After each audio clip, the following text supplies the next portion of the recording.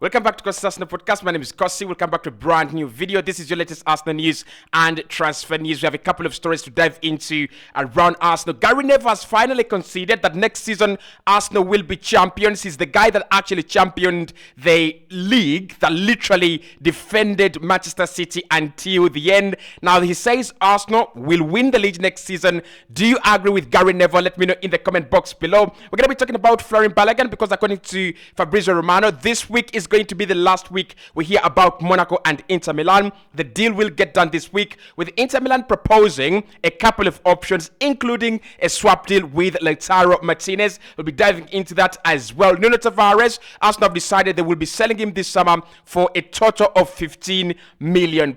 I'm not really yet sure that is how much we should be getting from Tavares, but we're going to be diving into the future of the player as well. Arsenal are trying to sell Martinez as well to France, and also Tierney has been called up by Real Sociedad in Spain. Hit the like button, subscribe to the podcast as well. What do you think about Gary Neville saying that Arsenal are finally going to win the league? Last season he said whatever they do, they will not win it. Now, before this season actually starts, before seeing Arsenal win the league, actually play a single game in this campaign, he has said they will win it. Let me know in the comment box below. Right, let's start there with the predictions the mainstream are going for the campaign.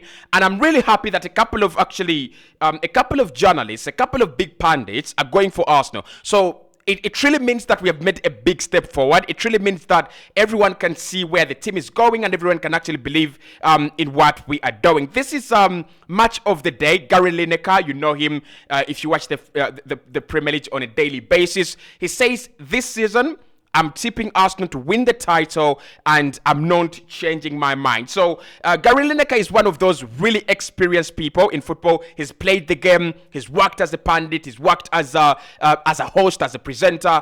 When he says such a thing about a club that has actually not won the league in 20 years, in nearly 20 years, something is up. Arsenal are cooking something and people are believing in that. But I think what is actually very, very important here is the man, our main arch nemesis, our main enemy in Gary Neville. Gary Neville said, I'm going to go Arsenal to win the league. Right, that is what he said. I'm going Arsenal to win the league. He was. You can watch that full episode of the overlap over on YouTube. They actually uploaded it, and I'm also going to be watching the rest of it. But he just said, "I'm going to go with Arsenal to win the league." Do you think all the enemies? Do you think all our arch nemesis are now agreeing that we are better? I think it's kind of indicative of where we were last campaign and where we are this season. I mean, there are a few questions whether the midfield will actually get us going right away. We saw Rice, Partey and Odegaard against Manchester City. That was positive. That was very good. But do you think in the end Arsenal will get over the line? Gary Neville says, I'm convinced Arsenal will actually do it. Let's dive into the transfers because it looks like Balogun has one more week at Arsenal, and after this week, he will be either a Monaco player or a player at Inter Milan. So according to Fabrizio Romano, right after another bid was turned down from Monaco, he has actually said that it's not only Inter Milan that are actually trying to bid again for Balogun. AS Monaco also want to try again to bid again for Balogun after their proposal was turned down on Monday. He says they look at him as a top target to replace Bril Embolo, who has actually broke his ACL and is going to be out for a very, very long time. Both Inter Milan and Monaco expect this situation to be cleared by the end of this week. Right, that's where we are. Fabrizio Romano says it's not only Inter Milan now that are optimistic of getting this deal done.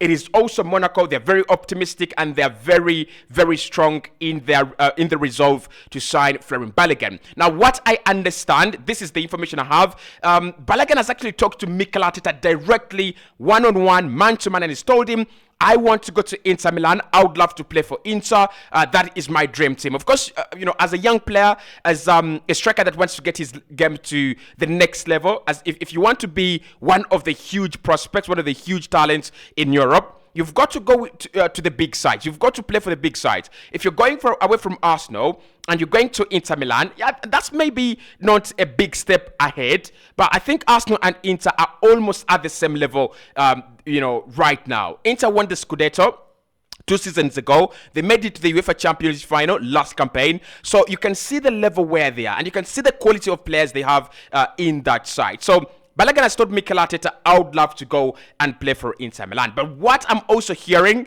is that the entourage and camp of Florian Balogun is talking to Monaco, is talking to Lens. They're talking to all the clubs that are actually approaching them. They're not shutting the door to anyone, and they're not actually closing any opportunities, right about now. So the problem is, with Inter Milan is that they don't have that 45 million, 50 million Arsenal are going to be asking for. So this is what is being proposed. One, Inter could actually propose a Lautaro deal, which would actually mean that Lautaro comes this side, Balogun goes the other side, and it could be more of a swap deal where one party has to increase, the package with some money, with some add-ons. So if Arsenal actually get Lautaro Martinez, in my own understanding, we would be the ones to add some money on top of Lautaro. If they get Balogun, definitely, I don't think he's at the level of Lautaro Martinez. I don't think he has the ability to lead that line, just like Lautaro Martinez, because they will be losing experience. They'll be losing a clinical striker. They'll be also losing a player who is very, very experienced, and also their captain, by the way, as well. So the other deal, apart from the Lautaro Martinez swap deal, which actually sounds ridiculous, is Inter Milan are saying and are telling Arsenal, how about we give you 35 million euros in terms of the overall package? We will give you a major clause when it comes to a sell-on clause. So what they're saying is this: how about we give Arsenal 35 million euros and probably 40% or 35% of any profits we make when we sell Florian Balogun.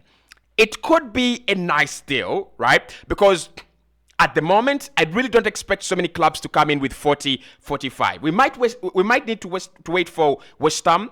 We also might need to wait for Crystal Palace, because Palace just need a striker. They don't care how much it's going to cost.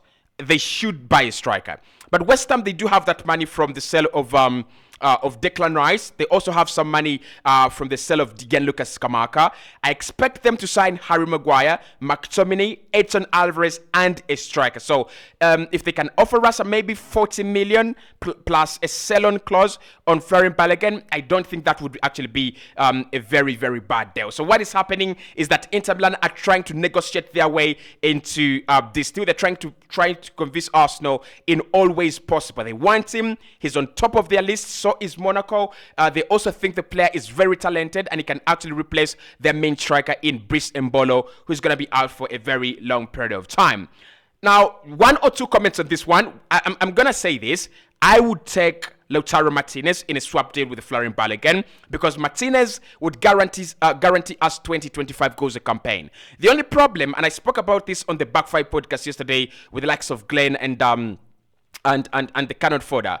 The problem is that the way we play is so dependent on Gabriel Jesus. So if we brought in a player like Lautaro Martinez, we actually might need to shift the way we play and shift the plan, which actually we don't have time to do at the moment. So probably Mikel is looking at the situation and saying, we are going to go for cash. You give us cash and probably negotiate along those lines. But also, a very good sell-on clause wouldn't be that bad. If Arsenal can get maybe in the future 20 million off the sale of Florian Balogun, it might not be that bad as well. But anyway, let me know in the comment box below what you think we should do with Florian Balogun. Now, Nicola Pepe is in talks with Saudi Arabia, a couple of clubs in Saudi Arabia, to actually get a deal there.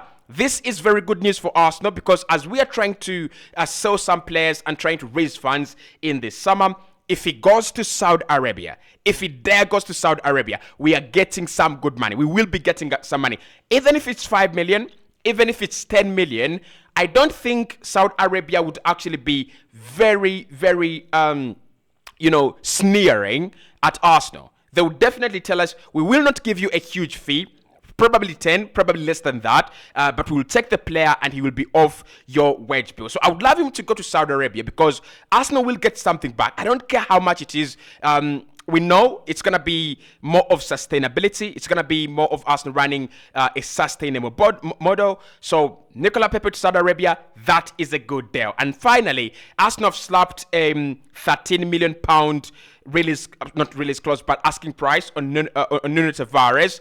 Wolfsburg and Werder Bremen are the two clubs interested in signing the young Portuguese player. I don't know how much this guy is worth. I just don't think he's worth 13 million. We bought him at 10. He's definitely become much better with that loan deal at Olympique Marseille. How have we just gone? We bought him at 10, we'll get 3. When will we start valuing our players at maybe 21? Because for me, Nuno Tavares, 19 million, 21, that should be the region where we sell him. But anyway, let me know in the comment box below what you think about the stories. And of course, more of the content will be coming your way very, very soon.